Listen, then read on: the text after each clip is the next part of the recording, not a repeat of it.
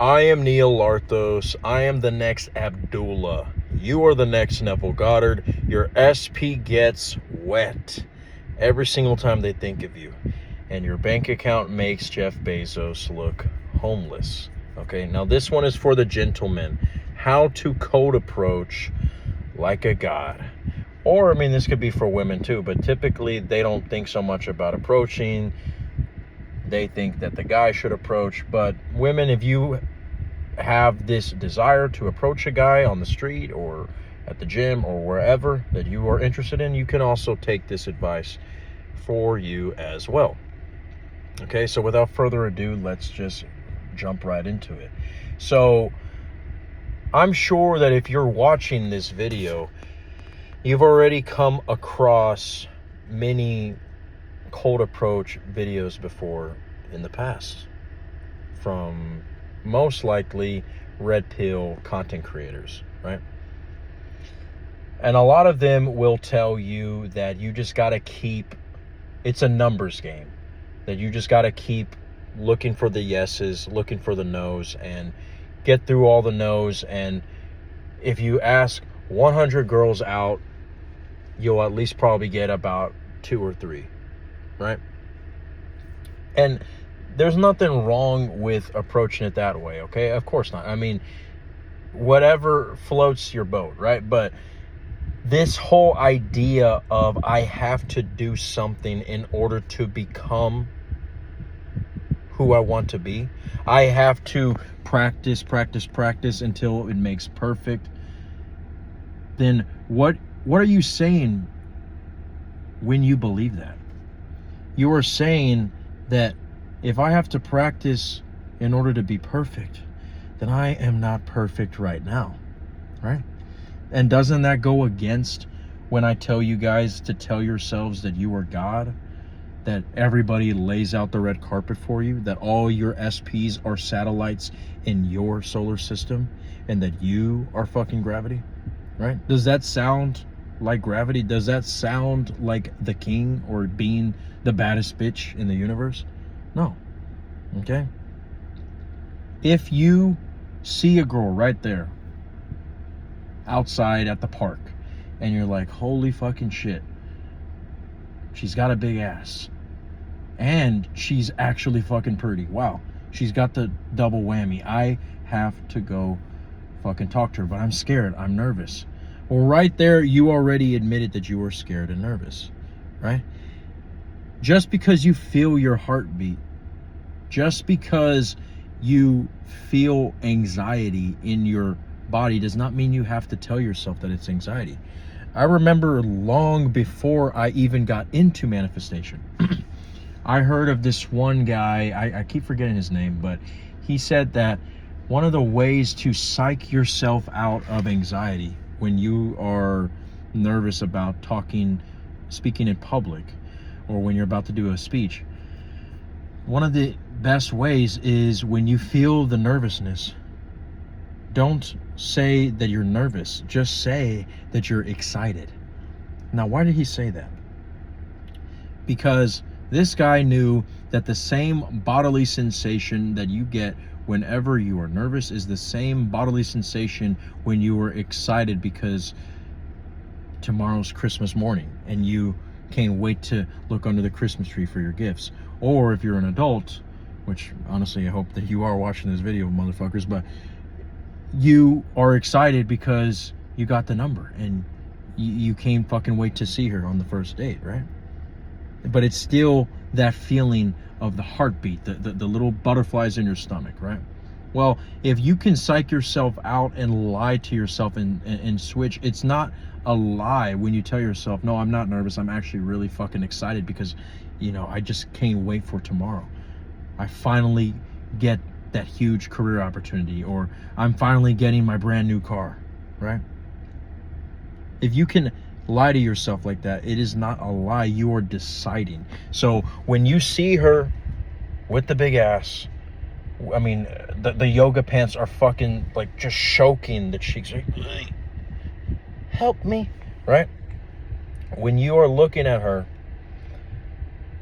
instead of just putting her on the pedestal, right, you can tell yourself, man, she wants me to fucking take her to Schlotsky's Deli, right? But I would rather fucking go to the Mexican cuisine down the street, right? Tell yourself something way in the future that you would be thinking if you already were in the relationship with her, or if you guys were already dating, right? And I guarantee you that that's going to deflate the balloon of your anxiety, right? Now, obviously, I'm not telling you to just sit there on the bench or sit there in your car like a fucking stalker and wait until you finally feel ready. Because if you say, I'm going to wait till I can believe these little affirmations and then I'll be ready, then you already admitted you are already in the state of the guy who's not ready. And even if you were to get the phone number, perhaps with the self-concept of not being ready and being nervous and feeling like you're going to get rejected, you will probably eventually get rejected. Maybe you'll get the number, but you won't even get to the first date. All right? I can't tell you how many times I had job interviews, right? Or first days at a new location. And when I was nervous, and I admitted to myself that I was nervous, it always seemed to backfire, whether it was people could tell that I was sweating too much, or people just kind of gave me this look of, oh my gosh, who is this guy? But when I just came in there not giving a fuck, right? Regardless of my flaws, I might have looked the exact same. I might have had the same tacky uniform that I never fucking ironed, right? Same fucking work pants that has a hole in the back. But they're not going to be looking at your jewelry when you are the one fucking shining, right? They're not going to be concerned about the zit on your forehead when you distract them so much with your fucking aura, with your presence, right? You would be surprised what would happen if you just say, fuck it. The moment you see her, without a hesitation, you just say, bro, let's see where she wants to go next on the first date, right? Or you can just predict it and say, yeah, she's my next girlfriend, right? And even that goes a long way compared to you saying, let's hope that this works. Because look, let's say you say an affirmation right before you go up to her, right? So even something crazy like, oh my gosh, me and her are banging nonstop, the neighbors are pissed, right? And yet you haven't even you don't even know her fucking name, right? Let's say you go up to her and it goes bad, right? Maybe you even fucking stutter, get nervous, and she says, oh, I'm sorry, no, but thank you. And then you walk away feeling like a loser, right? You can still tell yourself that she couldn't keep your hands off you, that you were actually concerned that the parents were going to get mad because you guys were doing extreme erotic PDA in front of their children, right? You see, don't let a rejection become a reflection. You let your rejection right there, where she made you embarrassed because she turned you down, a reflection. Because when you look at that and say, oh shit, she fucking rejected me, not only will you feel bad, but you will continue to enter this cycle of every single time that you try to cold approach, she will say no. And again, women, this also goes for you ladies too, when you're approaching the men, right? This is why people don't cold approach, because more likely than not, they probably cold approached, even if it was them trying to start a conversation with somebody at their fucking middle school when they were a child, right? And just from the simple trauma of the interaction not going the way they wanted to, they admitted to themselves, oh fuck, the interaction went horrible, I'm embarrassed, I feel like shit. And therefore, they enter the state of the person who feels like shit. And if you are in the state of the person who feels like shit, you're not going to feel like $1 million. So the next time that you try to gather up your balls and gather up your courage to cold approach the next time, you're going to remember yourself, of what, I remember what happened last time, and then you enter into that state. Did you know that I remember there was a woman who had a boyfriend, right? And I know this is fucked up, guys, but sue me. She had a boyfriend, and she was nonstop flirting with me, and she was fucking sexy, okay? And he didn't know what was going on. And look, when it's served to me on a fucking silver platter, I mean, I'm gonna grab my fork, okay? So she was serving herself to me practically on a silver platter. But one time, her boyfriend found out that she was cheating on him, but not with me, with somebody else. Because, I mean, what's wrong with this lady, right? But either way, when he found out, she started saying that she can no longer do things with me anymore. And not only that, but she started keeping a lot of distance from me, and things started to get awkward. Well, because I still found this woman sexy, and we even worked together during this time that she was being distant, we had to still bump heads, and we had to still, work shoulder to shoulder at times. And instead of saying, this is so awkward, I can't believe she was wrapped around my finger and now she doesn't even talk to me, instead of saying that, I kept breaking the fourth wall when she was right fucking there, looking the other way, and sometimes even laughing to myself because I couldn't stop imagining her just sitting on my fucking face and fucking me dry, right? And it got to the point where those imaginal extremities were so fucking crazy for me to have, so savage for me to have, in the fucking, right in the moment when she was right fucking there, right? I'm being distracted with another SP right here as we speak. When I was being such a fucking savage, saying that right here in the fucking 3D, right? With her right next to me, right? And whispering to myself and sometimes laughing at myself. Thank God she didn't think I was a fucking, crazy guy, right?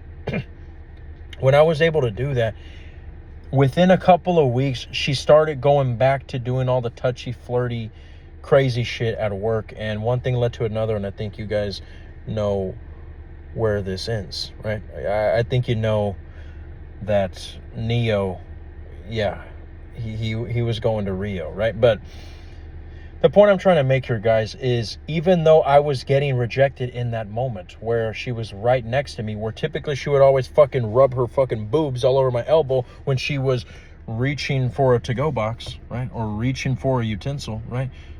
She was trying to grab my utensil, okay? But now, during that time period where she was being distant, I didn't admit that she was being distant. I would actually go home and in my car out loud when I was waiting in the drive-thru at Starbucks, when there was a long line, I would be telling myself, I cannot believe that she did that in front of our boss. I mean, shit, this girl is so fucking horny that she don't give a fuck if she gets caught, right?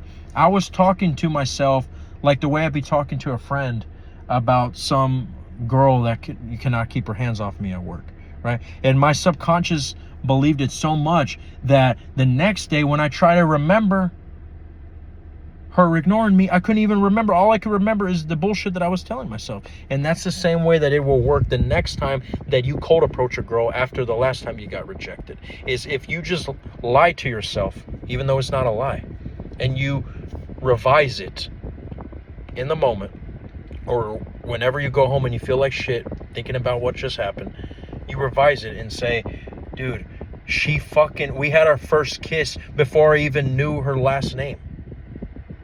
She grabbed my balls right in front of the bushes and she said, do you want to fuck right now? And I was like, girl, I do not want to fucking get rabies. There's rats everywhere here by the turnpipes, right?